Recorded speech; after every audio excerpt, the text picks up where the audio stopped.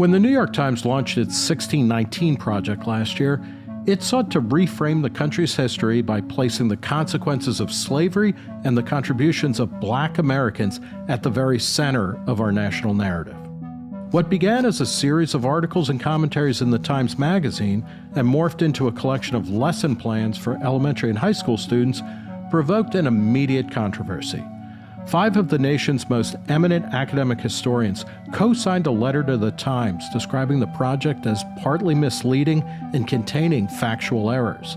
And Northwestern University professor Leslie M. Harris revealed that she had been a fact-checker on the series and that her warnings of a major error of interpretation had been ignored. But Harris also took detractors of the 1619 project to task for misrepresenting both the historical record and the historical profession, writing that the attacks from its critics are much more dangerous than the Times' avoidable mistakes.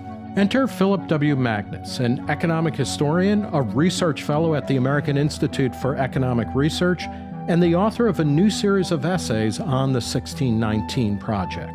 Though Magnus has praised aspects of the series, he says that the project's editor, Nicole Hannah-Jones, is guilty of blurring lines between serious scholarship and partisan advocacy. And he's called for the retraction of an essay in the series by Princeton sociologist Matthew Desmond, which was headlined, "If you want to understand the brutality of American capitalism, you have to start on the plantation."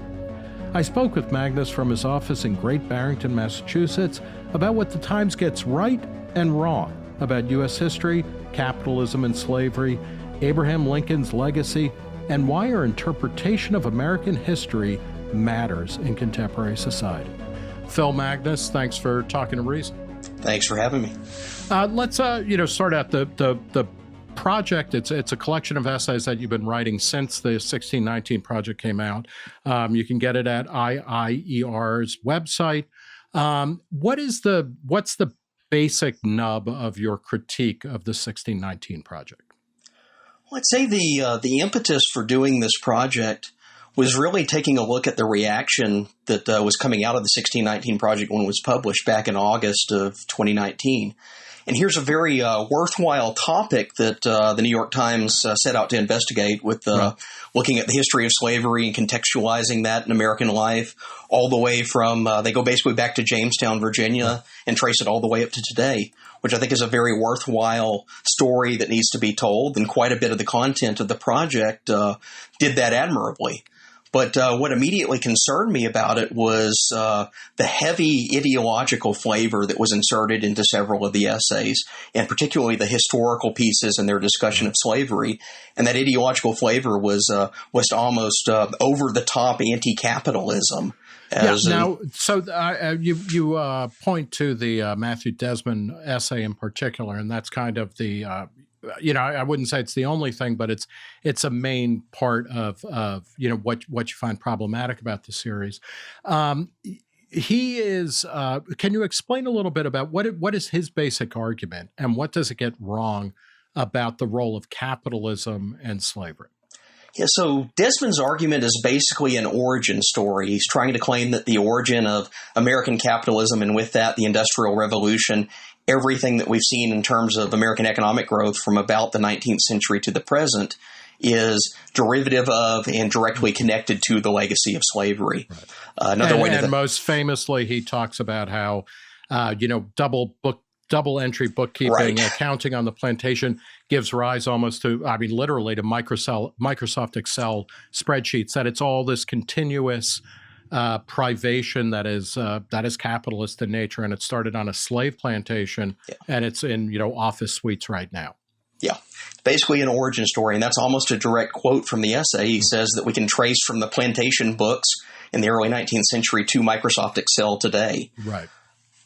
And, among other errors, he seems to believe that double entry accounting started in the antebellum South. What are its origins, and why does that kind of detail matter in this large point? So historians of accounting, I know that's a very dry subject area, but that actually goes back to late medieval Italy, the Italian city-states that were some of the early banking hubs of the European market exchange. started to develop these techniques as a way to do their business. And this is something that evolved over centuries of time, long before the slave trade ignites in the Western Hemisphere, long before the plantations are adapting some of these techniques. But one of the points that I keep making as a criticism of the 1619 Project, they're telling this origin story that links it to the plantations.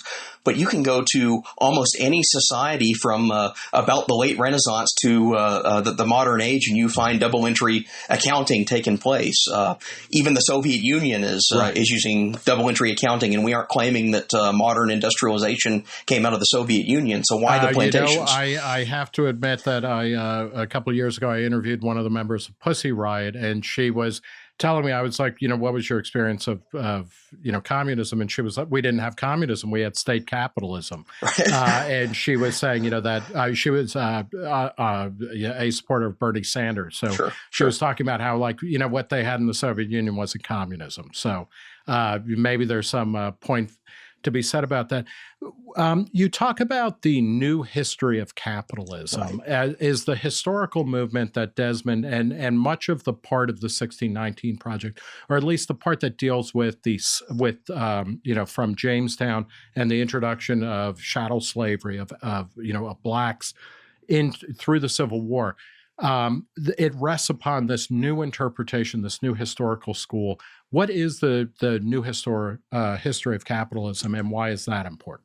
Yeah, so the new history of capitalism was a movement that emerged out of the U.S. history profession, mostly in the wake of the financial crisis. So you start seeing its early origins around 2008, 2009. And what these are a group of historians, mostly centered around elite Ivy League schools, that have attempted to rewrite the history of the American economy and capitalism in general.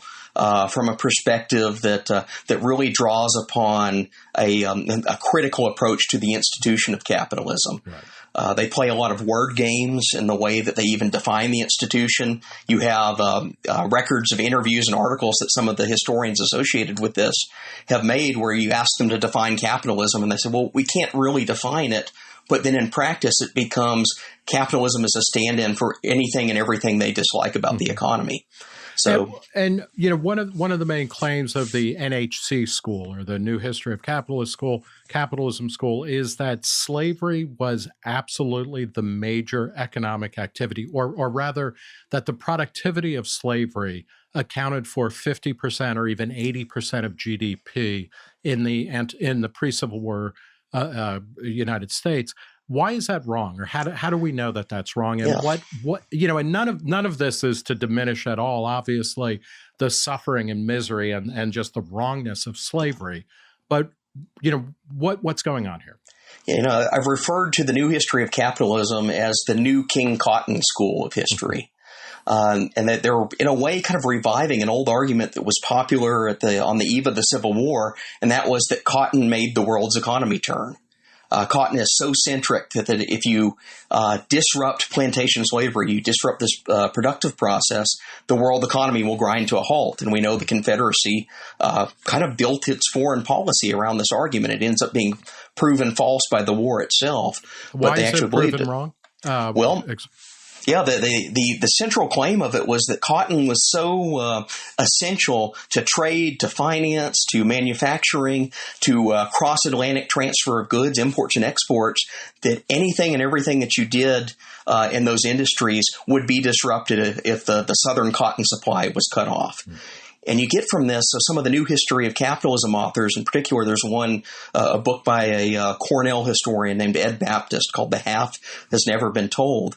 And he does this weird back-of-the-envelope attempt to account for how much cotton production made up of GDP in the United States before the Civil War.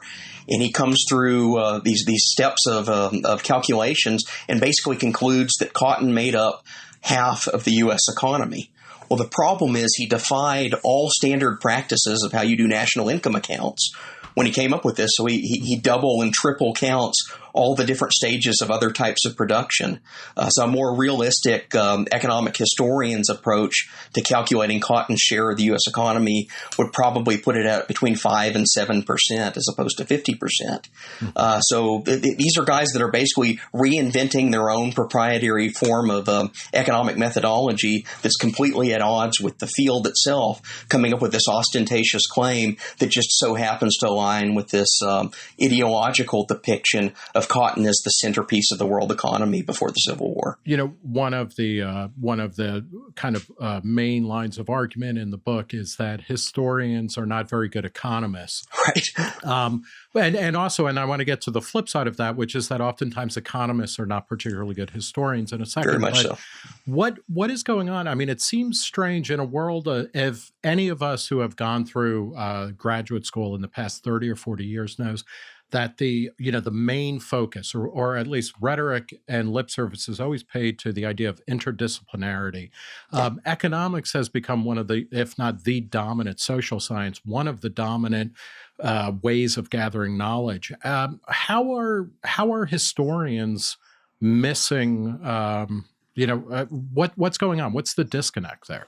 Well, that's the oddity of it, because prior to about 2010, when this literature burst onto the scene, it was actually fairly common for historians and economists to engage each other in the debate over slavery. Economists came at it with a very empirical, data-driven approach. This dates back to the late 1950s when econometrics, or they called it cliometrics, applied to history, jumped into the debate. And they start to attempt measurements of like how profitable was a plantation. How efficient was plantation production, and they're bringing accounting books to do this. So this form of the literature developed from the late 1950s up until the present date. It's probably one of the dominant themes of economic history. It's something that anyone that studies that field goes through very intense debates over. Yet at the same time, there are historians that focus more on narratives and archival evidence and, personal accounts of what slavery was actually like, have delved into the same literature. They do engage each other, and from about the 1970s to the late 2000s, this was a major recurring theme of historians versus economists. Sometimes they're on the same side, sometimes they're at heads with each other, but they're very engaged in the literature. Then this new history of capitalism comes along, and one of the distinctive features is it has almost no attention paid in it to anything that existed prior to it. Even though it uses cliometrics, or it supposedly looks at, accounts payable and accounts receivable and things like that in the plantation to generate its conclusions. Yeah, I say more so it cherry picks from cliometrics. It finds bits and pieces of data that seem to fit this pre-existing story that holds up cotton production as the centerpiece of the world economy. Right, and